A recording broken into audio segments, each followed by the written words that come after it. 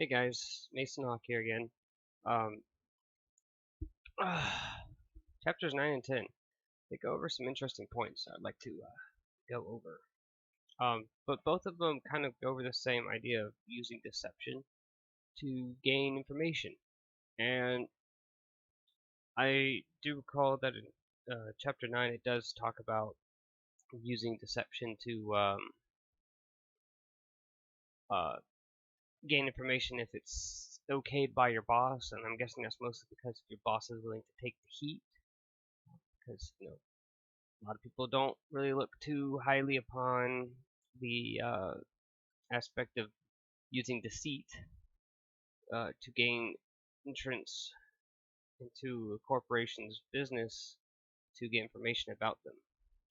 Um, so, like, some of the questions it asked was like, would you go undercover to get that information? Would you lie on who you are, or where you're from, lie on an application to get inside the business, or uh, you know, or would you be willing to steal the information? Let's say, for example, there was the information you're looking for on a spreadsheet is printed out on a desk, and you decide to either like take the spreadsheet or take pictures of it.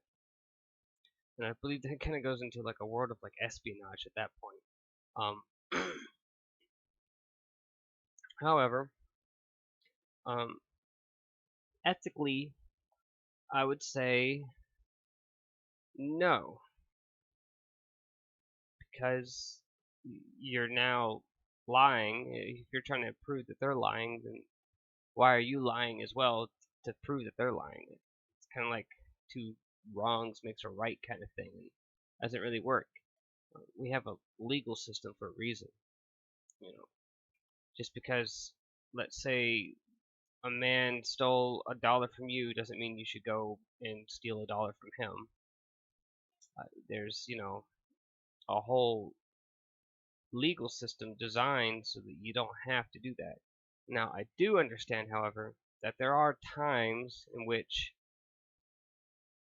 doing these things is almost a necessary evil, and I could agree upon that. If you've tried every other avenue to obtain the information that you're looking for,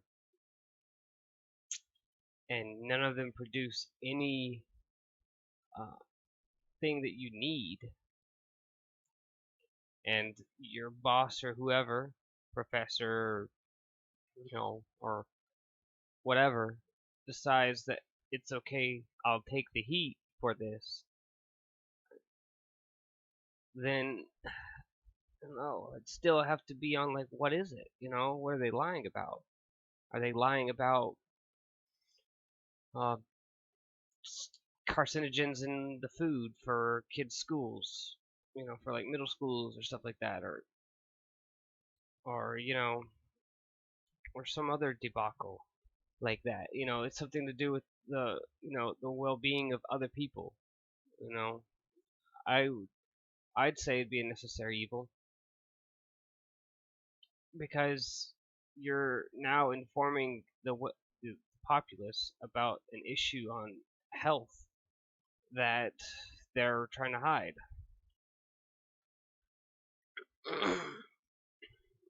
So I understand that that can be a problem, and I mean in chapter 10 it kind of goes over like the censorship that happens. Sometimes you'll go on to report something and then they have to censor you because they don't want that being said. Um, and that's a big issue as well. Um, because now you're getting censored even though you're reporting on the facts and you have proof. They want to censor you because they don't want that information leaking to the public because it could look bad on them. So I don't know. Personally, ethically, there has to be a good reason for it for me. I can't just go out and I wouldn't go out and just lie my way in to get something that I wanted. There had to be a reason why I wanted it and what is it for. Like If it's for the well-being of a bunch of people, yeah, yeah. If nothing else worked, I would. But if it's, uh, Jane Doe over here has, a couple $1,000s that she's hiding away from her ex-husband, I'm not gonna go in and lie and steal to prove that. That's something that could be settled in court easily.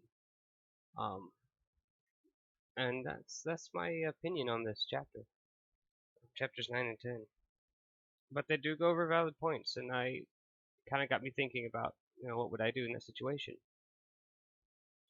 And kind of get you thinking, what else are you being lied about that you may or may not have to go undercover to find the truth? Something to think about.